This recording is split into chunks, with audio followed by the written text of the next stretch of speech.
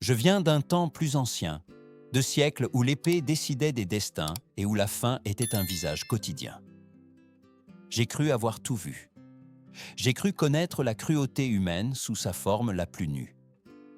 Mais quand mes yeux se sont posés sur ce qu'on appelait l'ère victorienne, j'ai compris que le mal n'avait pas disparu avec le temps. Il avait juste appris à mieux s'habiller. Devant moi se dressaient des usines fumantes, des rues éclairées au gaz et des bâtiments proclamant le progrès. Les hommes de cette époque parlaient de morale, d'ordre, de civilisation. Cependant, sous cet éclat soigneusement poli, battait un cœur sombre, aussi implacable que n'importe lequel que j'avais connu au Moyen Âge. Ce siècle se présente comme un âge d'or, un triomphe de l'ingéniosité humaine. Mais en marchant dans ses ombres, j'ai découvert une autre vérité. J'ai vu des enfants courbés avant même de connaître l'enfance. J'ai vu des corps consumés par le travail et des âmes piégées dans un système qu'ils appelaient le progrès. Les puissants célébraient l'industrie tandis que les faibles en payèrent le prix. La justice n'existait que dans les discours, pas dans les rues, ni dans les ateliers où la vie s'épuisait jour après jour. En tant que narrateur d'un monde ancien, je n'ai pu m'empêcher de comparer. À mon époque, la brutalité était directe, visible, sans masque. Ici, en revanche, la violence se cachait derrière des contrats, des lois et des promesses de prospérité. La pauvreté était punie comme un crime et l'exploitation était appelée sacrifice. Tout était fait au nom de l'avenir, même si cet avenir n'arrivait jamais pour les mêmes. L'ère victorienne était fière de sa science, de son ordre et de sa prétendue supériorité morale. Mais plus j'observais, plus l'illusion devenait claire. Le progrès n'avait pas apporté la compassion, seulement de nouvelles formes de domination. Les machines rugissaient comme des bêtes de fer, dévorant non seulement le charbon et le coton, mais aussi l'espoir de ceux qui en dépendaient pour survivre. Cette histoire n'est pas un chant nostalgique, ni une simple accusation. C'est une descente dans les entrailles d'un temps qui a refusé de se regarder dans le miroir. Tout au long de ce récit, tu découvriras comment la violence et l'injustice ont adopté des formes acceptables, comment la souffrance s'est normalisée et comment une société entière a appris à détourner le regard. Car pour comprendre véritablement le présent, nous devons d'abord oser regarder en face les horreurs qui se cachaient sous le mot progrès. À l'ère victorienne, l'enfance n'était pas un droit, mais un privilège réservé à quelques-uns. Pour la plupart, naître pauvre signifiait être utile dès l'instant où le corps pouvait tenir debout. Moi, qui viens d'un temps où les enfants de paysans apprenaient tôt le poids du travail, j'ai cru reconnaître cette dureté. Mais ici, la cruauté atteignait une autre dimension. Il ne s'agissait pas d'aider la famille à survivre, mais d'être absorbé par un système qui voyait dans les petits corps un outil bon marché et silencieux. Des enfants d'à peine 5 ans étaient envoyés dans les usines, les mines et les ateliers. Leurs petites mains étaient idéales pour des tâches que les adultes ne pouvaient pas accomplir avec la même rapidité. Dans les usines textiles, ces enfants rampaient entre les machines en mouvement pour réparer les fils cassés, sachant qu'une erreur pouvait leur coûter un bras, une jambe ou la vie. Le bruit constant, la poussière dans l'air et la peur permanente faisaient partie de leur apprentissage quotidien. Il n'y avait pas de jeu, pas d'école, seulement des journées interminables qui commençaient avant l'aube et se terminaient lorsque le corps ne répondait plus. Dans les mines de charbon, la situation était encore plus impitoyable. Certains enfants travaillaient comme trappeurs, assis pendant des heures dans l'obscurité absolue, ouvrant et fermant des portes pour ventiler les tunnels. D'autres, connus sous le nom de hurriers, traînaient de lourdes charges dans des passages étroits, respirant un air vicié jusqu'à ce que leurs poumons brûlent. Ces enfants grandissaient courbés, marqués par l'effort avant d'avoir connu la jeunesse. L'éducation, disait-on, était un luxe inutile pour ceux qui étaient nés pour travailler. De mon point de vue médiéval, je comprenais l'amère ironie. À mon époque, la misère était évidente et personne ne prétendait que c'était autre chose. Ici, en revanche, l'exploitation était justifiée comme une nécessité économique, comme une étape inévitable vers le progrès.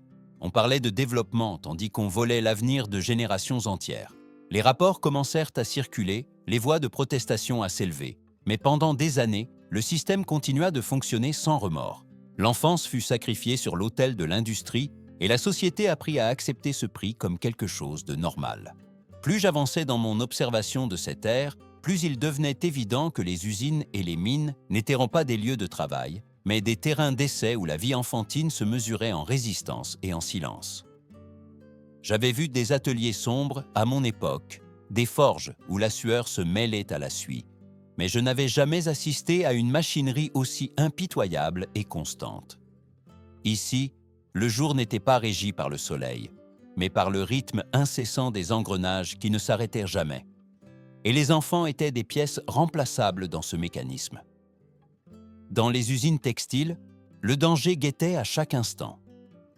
Les machines tournaient à une vitesse qui ne pardonnait aucune distraction. Les enfants se glissaient entre les rouleaux et les courroies pour réparer les fils cassés, le corps recroquevillé et le cœur battant la chamade. Un faux pas suffisait pour être pris au piège. Des doigts arrachés, des bras mutilés et des corps écrasés n'étaient pas des accidents exceptionnels, mais des conséquences habituelles. Quand quelqu'un était blessé, la production ne s'arrêtait pas.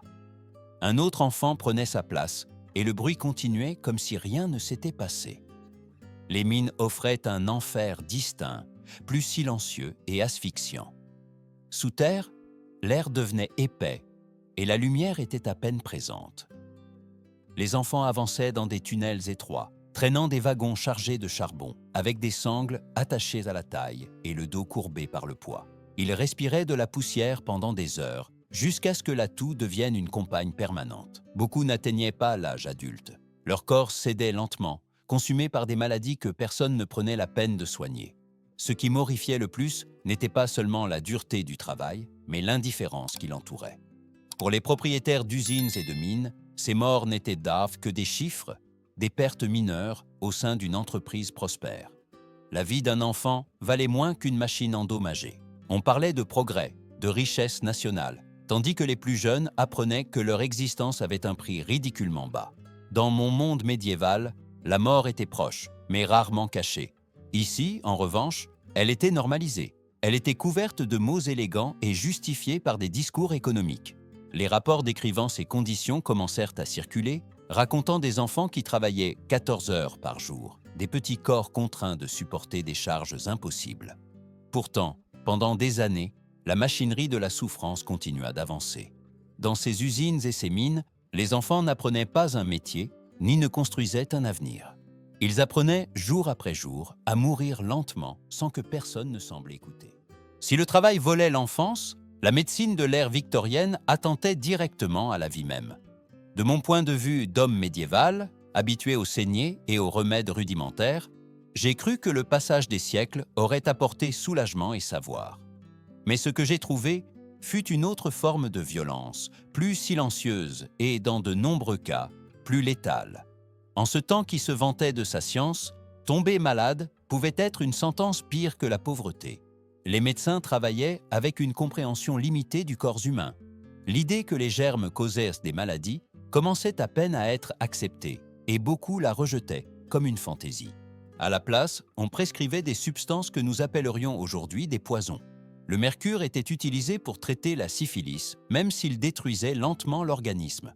L'arsenic était prescrit pour de multiples affections, empoisonnant des patients qui faisaient aveuglément confiance à l'autorité médicale. Guérir et tuer se confondaient avec une facilité inquiétante. La chirurgie était une expérience proche de la torture. Jusqu'à une bonne partie du siècle, les opérations étaient réalisées sans anesthésie. Les cris des patients remplissaient les salles, tandis que les chirurgiens travaillaient rapidement, non par compassion, mais pour réduire la souffrance et éviter que la douleur ne provoque l'évanouissement ou la mort. Même après l'introduction du chloroforme et de l'éther, le danger persistait. Les instruments n'étaient pas stérilisés, les mains n'étaient pas lavées et les infections se propageaient sans contrôle. Survivre à l'opération ne garantissait pas de survivre aux jours suivants. Les hôpitaux, loin d'être des lieux de guérison, devenaient des foyers de maladie. Des lits sales, une ventilation inexistante et des corps entassés créaient l'environnement parfait pour que la mort se propage. Certaines voix commencèrent à s'élever, signalant que le manque d'hygiène était responsable d'innombrables décès, mais pendant longtemps, elles furent ignorées. L'arrogance pesait plus que l'épreuve. À cela s'ajoutait l'épanouissement des remèdes miracles. On vendait des toniques qui promettaient de tout guérir, de la fatigue aux maladies les plus graves. Beaucoup contenaient des opiacés ou de la cocaïne, créant une dépendance au lieu d'un soulagement. Le désespoir des malades était exploité sans pudeur, et l'espoir se transformait en affaire. De ma perspective ancienne, il était évident que cette médecine n'était pas seulement de l'ignorance, mais le reflet d'une société qui acceptait le risque d'autrui comme faisant partie du chemin vers le progrès. Lorsque la médecine officielle échouait, ce qui était presque toujours le cas, un marché encore plus sombre émergeait, déguisé en espoir. À l'ère victorienne, le désespoir devint une marchandise rentable. Moi, qui avais vu des charlatans vendre des potions inutiles sur les places médiévales, j'ai cru reconnaître la tromperie. Mais ici, l'arnaque avait atteint une ampleur inquiétante, légitimée par des publicités, des étiquettes élégantes et des promesses que personne ne prenait la peine de tenir. Les soi-disant remèdes miracles inondaient les rues et les foyers. Ils étaient vendus comme des solutions universelles contre la douleur, la mélancolie, la toux, l'insomnie et tout mal imaginable. Des bouteilles scintillantes promettaient de redonner force et santé, mais leur contenu cachait des substances dangereuses. Opium, morphine et cocaïne étaient des ingrédients courants, offerts sans avertissement et consommés par des adultes, des personnes âgées et même des enfants. Le soulagement initial trompait, tandis que le corps commençait à exiger des doses de plus en plus importantes pour fonctionner. La dépendance n'était pas un effet secondaire inattendu, mais une conséquence délibérément ignorée. Les gens revenaient encore et encore pour la même bouteille, convaincus que sans elle, ils ne pourraient pas supporter la vie quotidienne. La douleur ne disparaissait pas, elle était seulement repoussée, et à chaque gorgée, la dépendance s'ancrait. Ces substances ne guérissaient pas les maladies, mais maintenaient les travailleurs debout assez longtemps pour rester utiles. De ma perspective médiévale, j'ai compris que ce n'était pas une médecine ratée, mais un outil de contrôle supplémentaire. Les fabricants s'enrichissaient tandis que les consommateurs s'affaiblissaient. Il n'existait pas de réglementation claire, ni d'obligation de révéler les ingrédients. L'ignorance du public était exploitée en toute impunité. Les médecins, dans de nombreux cas, détournèrent le regard ou recommandaient même ces produits, faisant partie d'un système où la santé importait moins que le profit. La frontière entre le traitement et le poison s'est complètement effacée. Ainsi, la société victorienne apprit à vivre avec un mensonge confortable. Il était plus facile de vendre l'espoir dans une bouteille que d'affronter les véritables causes de la souffrance. La douleur était anesthésiée, l'injustice restait intacte et le cycle continuait. Sous l'éclat du progrès, la dépendance se propageait silencieusement, laissant des corps dépendants et des volontés brisées, tandis que l'industrie de la tromperie prospérait sans entrave. À l'ère victorienne, la pauvreté n'était pas considérée comme un malheur, mais comme une faute morale qui devait être punie. De mon point de vue d'homme médiéval, habitué à voir des châtiments pour des délits visibles, il m'a été perturbant de découvrir qu'ici, il suffisait de devoir de l'argent pour perdre sa liberté.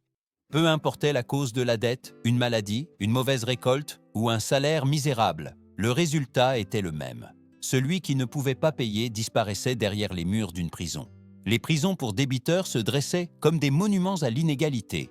Des lieux comme Marshalsea, Fleet ou King's Bench enfermaient des milliers d'hommes et de femmes, et même des enfants, non pas pour violence ou vol, mais pour manque de ressources. L'emprisonnement n'avait pas de durée définie. On y restait jusqu'à l'acquittement de la dette, une ironie cruelle, car en étant prisonnier, on perdait toute possibilité de travailler et de réunir l'argent nécessaire pour en sortir. C'était un cercle fermé, conçu pour ne pas être brisé. À l'intérieur de ces prisons, la vie était dépourvue de toute dignité. L'État ne fournissait ni nourriture, ni vêtements, ni lit. Chaque prisonnier devait se débrouiller comme il pouvait. Ceux qui avaient des proches ou des amis en dehors des murs pouvaient recevoir de la nourriture ou de l'argent. Les autres faisaient face à la faim absolue. De ma perspective ancienne, même les donjons médiévaux semblaient moins hypocrites. Ici, la cruauté du châtiment n'était pas reconnue. Elle était présentée comme justice. Certaines familles, si elles en avaient les moyens, déménageaient à l'intérieur de la prison pour accompagner le débiteur. Femmes et enfants partageaient des cellules surpeuplées, respirant le même air vicié exposés à des maladies constantes. Les murs n'enfermaient pas seulement les coupables de dettes, mais entraînaient des générations entières dans la misère. La dette était héritée sous forme de souffrance. La cohabitation dans ces lieux était une lutte quotidienne. Les cellules, prévues pour quelques-uns, abritaient des dizaines de personnes. Il n'y avait ni hygiène, ni ventilation adéquate. L'odeur d'humidité et de maladie imprégnait tout. Les épidémies se propagèrent facilement et la mort devenait une présence habituelle. Mourir en prison pour une dette n'était pas une tragédie exceptionnelle, mais une conséquence acceptée. Beaucoup justifiaient ce système comme un moyen de maintenir l'ordre social. On disait que la peur de la prison enseignait la responsabilité. De mon point de vue, cela n'enseignait que le désespoir. La pauvreté était traitée comme un crime et la compassion comme une faiblesse. La société victorienne, si fière de son progrès, acceptait sans sourciller que des milliers de vies soient détruites non pour ce qu'elles avaient fait, mais pour ce qu'elles n'avaient pas pu payer. Si les prisons pour débiteurs symbolisaient la cruauté de punir la pauvreté, la vie quotidienne à l'intérieur de leurs murs montrait jusqu'où pouvait aller l'indifférence humaine. De mon point de vue médiéval, habitué aux forteresses froides et aux cellules sombres, j'ai cru avoir vu l'abandon. Cependant, ce que j'ai trouvé dans ces lieux dépassait tout souvenir. Ici, il ne s'agissait pas seulement d'enfermement, mais d'une lente condamnation à l'épuisement physique et moral. La faim était constante. N'ayant pas de ration officielle, les prisonniers dépendaient entièrement de la charité ou de l'aide familiale. Ceux qui n'avaient personne en dehors de la prison apprenaient rapidement ce que signifiait s'affaiblir jour après jour. Les corps devenaient fragiles, les visages creusés, et l'énergie nécessaire même pour se lever disparaissait. La faim n'arrivait pas d'un coup. Elle avançait lentement, comme une maladie silencieuse que personne ne prenait la peine de soigner. Le manque d'hygiène transformait ces espaces en foyers d'infection. L'eau propre était rare, les latrines débordaient et l'air circulait à peine. Dans ces conditions, des maladies comme le typhus et le choléra se propageaient rapidement. Un seul malade suffisait pour qu'une cellule entière tombe en quelques jours. La médecine, si dangereuse en dehors de la prison, n'existait presque pas à l'intérieur. Les malades étaient ignorés jusqu'à ce qu'ils ne puissent plus bouger. Le surpeuplement aggravait tout. Des cellules conçues pour quelques-uns abritaient des dizaines de personnes. On dormait à même le sol, sur des chiffons humides, partageant l'espace avec les rats et les poux. Le repos était presque impossible, et la tension constante générait des conflits, du désespoir et de la violence entre les prisonniers eux-mêmes. La prison ne punissait pas seulement le corps, mais aussi l'esprit, érodant toute trace d'espoir. La mort, quand elle arrivait, le faisait sans bruit. Il n'y avait ni cérémonie ni lamentation publique. Un corps était retiré et l'espace occupé par un autre débiteur nouvellement arrivé. De ma perspective ancienne, la plus grande cruauté n'était pas la mort en soi, mais l'oubli immédiat qui la suivait. Personne en dehors des murs ne semblait ému. Ces vies étaient considérées comme dispensables, des dommages collatéraux d'un système qui refusait de reconnaître sa propre brutalité. Bien que certaines voix aient commencé à dénoncer ces conditions, le changement fut lent et tardif. Pendant des années, la société accepta que des milliers de personnes meurent en silence pour une dette impayée. Le progrès continuait sa marche, et derrière les murs des prisons, la faim, la maladie et l'abandon devenaient le destin final de ceux qui n'avaient jamais eu une réelle chance. Quand j'ai pensé que l'injustice de cette ère ne pouvait descendre plus bas, j'ai découvert que même la mort n'offrait aucun repos aux pauvres. À l'ère victorienne, le corps humain est devenu une marchandise, et les cimetières des lieux de surveillance constante. De mon point de vue médiéval, habitué à respecter la tombe comme dernier refuge de l'âme, ce que j'ai vu ici m'a profondément troublé. Le progrès scientifique avait ouvert une porte sombre, où la connaissance se nourrissait de cadavres volés. Les écoles de médecine avaient besoin de corps pour étudier l'anatomie, mais les lois restreignaient sévèrement l'obtention légale de cadavres. Face à cette demande insatisfaite, sont apparus les soi-disant voleurs de tombes, des hommes qui opéraient dans l'obscurité et avec rapidité.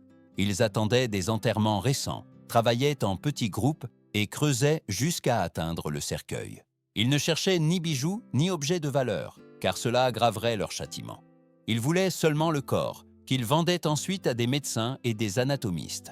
Le processus était froid et méticuleux. Ils ouvraient le cercueil, retiraient le cadavre et recouvraient la tombe, laissant les familles dans une fausse sensation de paix. La rapidité était essentielle. De nombreux parents commencèrent à monter des gardes nocturnes, restant près des tombes fraîchement fermées pour protéger leurs morts.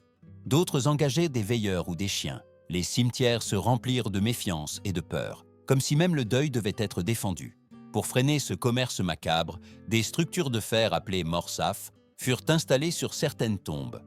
C'étaient des cages lourdes conçues pour empêcher le sol d'être enlevé. Cependant, ces mesures n'étaient à la portée que de ceux qui pouvaient les payer. Les pauvres, même après la mort, restaient vulnérables. Leurs corps étaient les plus recherchés, car personne ne pouvait se permettre leur protection.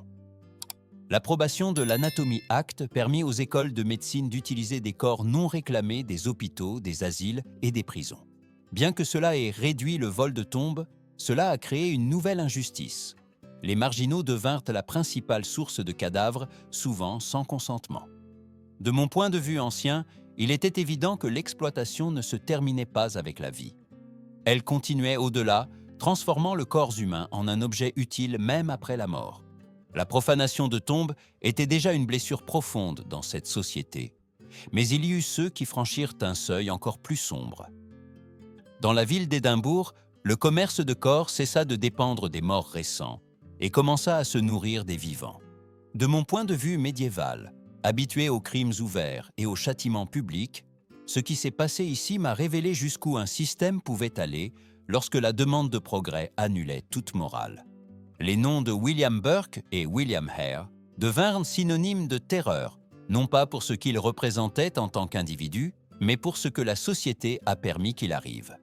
Burke et Hare comprirent rapidement qu'un cadavre frais avait plus de valeur qu'un cadavre exhumé. Les écoles d'anatomie payaient bien pour des corps en bon état, et les contrôles étaient minimes. Ainsi, ils cessèrent d'attendre la mort naturelle ou l'enterrement récent. Ils commencèrent à provoquer la mort eux-mêmes. Leurs victimes étaient des personnes pauvres, marginalisées, des voyageurs sans famille proche, des individus dont la disparition ne susciterait pas de soupçons immédiats. Le choix n'était pas fortuit. C'était un reflet cruel d'une société qui considérait déjà ces corps comme dispensables. La méthode était silencieuse. Ils ne cherchaient ni sang, ni scène visible. Ils asphyxiaient leurs victimes pour ne laisser aucune marque évidente, conscients qu'un corps intact était plus précieux. Chaque mort était un pas de plus dans une chaîne d'échange qui transformait la vie humaine en marchandise directe. Au moins 16 personnes furent assassinées de cette manière et vendues à des anatomistes qui posaient rarement des questions sur l'origine des corps. La science avançait et personne ne semblait s'intéresser au coût réel de cette avancée. Lorsque les crimes furent finalement révélés, la réaction publique fut l'horreur, mais aussi l'inconfort. Burke fut exécuté, devenant lui-même objet de dissection, comme une ironie finale du système qu'il avait alimenté. Hare, en revanche, évita le châtiment en dénonçant son complice, ce qui provoqua une indignation encore plus grande.